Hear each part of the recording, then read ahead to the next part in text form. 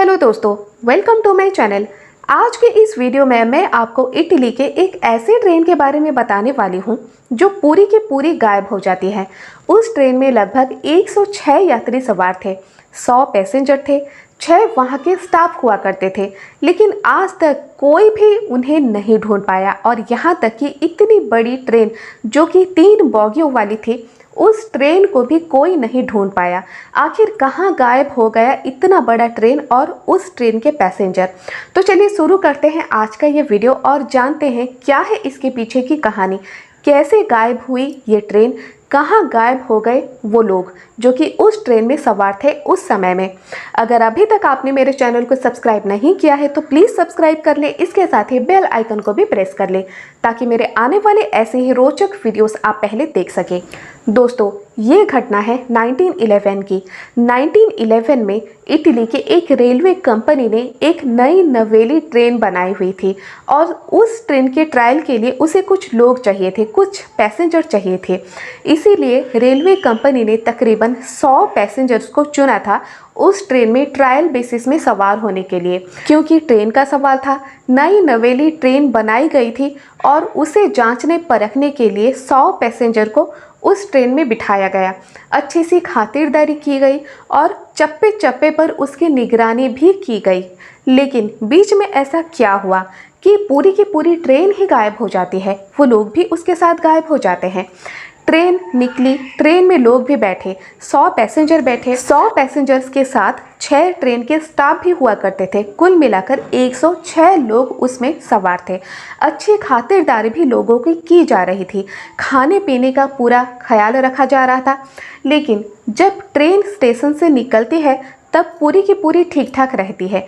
Train कुछ दूर जाती है तब भी बिल्कुल ठीक ठाक। ट्रेन में लगभग 3 बोगियां हुआ करती थी और उस समय ये बिल्कुल नई तकनीक से बनी हुई ट्रेन हुआ करती थी। लेकिन जिस रूट पर ट्रेन को जाना था उस रूट में इटली के लॉम्बार्डी माउंटेन का रास्ता आता है और उसी लॉम्बार्डी माउंटेन के पास एक टनल है, एक सुरंग है और उसी सुरंग के जरिए ट्रेन को घुसकर बाहर निकलना था। यही उसका रूट था और चप्पे चप्पे पर उसकी निगरानी भी की जा रही थी क्योंकि ट्रेन नया नया बना था, ताकि कोई खराबी आगे ना आए, ताकि कुछ भी ऐसा पैसेंजर्स को मालूम ना हो कि ट्रेन में कोई दिक्कत है। इसीलिए वहाँ पर चप्पे चप्पे में निगरानी भी हो रही थी। लेकिन बीच में ऐसा क्या हो गया, ट्रेन उस टनल तक आया, लोगों ने उसे देखा भी, ट्रेन टनल के अंदर घुसा, लोगों ने ये भी देखा, लेकिन ट्रेन कभी टनल के बाहर निकला ही नहीं। ये एक बहुत बड़ा रहस्य बन गया। ट्रेन टनल के अंदर घुसता है लेकिन ट्रेन कभी बाहर ही नहीं निकलता। जिन लोगों को निगरानी रखने के लिए कहा गया था वो लोग निगरानी रख रहे थे, वो लोग देख रहे थे कि टनल के अंदर ट्रेन घुसता है लेकिन दूसरी तरफ से ट्रेन निकलता ही नहीं। फिर उन लोगों को चिंता होने लगती है, उन लोगों को ये लगता है कि हो सकता है कि टनल के अंदर कुछ हो गया हो, क्योंकि ये टनल बहुत लंबा था, तकरीबन आधे मील लंबा था ये टनल।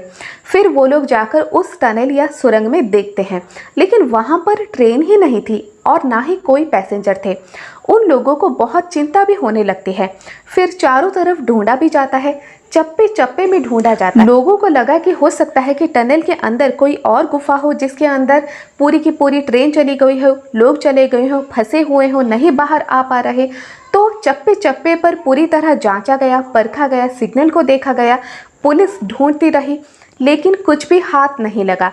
ट्रेन पूरी की पूरी गायब, लोग पूरे के पूरे गायब, और वो भी एक तो नहीं, पूरे 106 लोग गायब। ये कैसे हो सकता है? इतना बड़ा रहस्य तब के समय में इटली के मीडिया में बहुत ज़्यादा चर्चा में था। तब के समय में टीवी नहीं था, ऐसे फ़ोन्स भी नहीं थे, लेकिन मीडिया के नाम पर बस अखबार हुआ करते थे और कुछ मैगजीन्स हुआ करते थे। लेकिन उन सब में भी भर भर इस खबर को छापा गया क्योंकि ये खबर ही इतनी बड़ी थी। एक ट्रेन गायब, 106 यात्री गायब। कई दिनों तक इस घटना की इंक्वायरी हुई लेकिन कुछ भी ऐसा हाथ नहीं लगा। लेकिन इस घटना के कुछ दिनों बाद 2 लोग सामने आते हैं और वो 2 लोग कहते हैं कि हम भी उस ट्रेन में पैसेंजर थे। और जब जांचा गया तब ये देखा गया कि सच में पैसेंजर्स की लिस्ट में उन दोनों के नाम थे। लेकिन उन दोनों ने जो कहानी कही वो बहुत ही हैरान करने वाली थी। उन दोनों ने ये कहा कि जब टनल के अंदर ट्रेन घुसने ही वाला था तब एक बहुत बड़ा आवाज़ आया और उस आवाज़ के जरिए एक काला सा धुआं निकलने लगा। जब ट्रेन से काला सा धुआं निकलने लगा तब वो लोग डर के मारे चलती ट्रेन से कूद गए।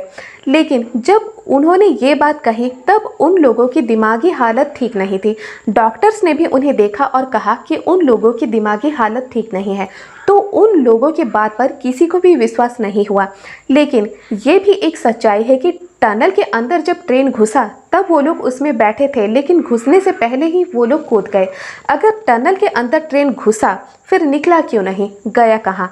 ये एक बहुत बड़ा सवाल है जिसके बारे में वो दोनों भी नहीं बता पाए। वो दोनों लोग मैक्सिको के थे और कुछ दिनों बाद एक डॉक्टर ने भी यही बात कही। डॉक्टर ने कहा, जो कि लेडी डॉक्टर थी, वो भी मैक्सिको की थी।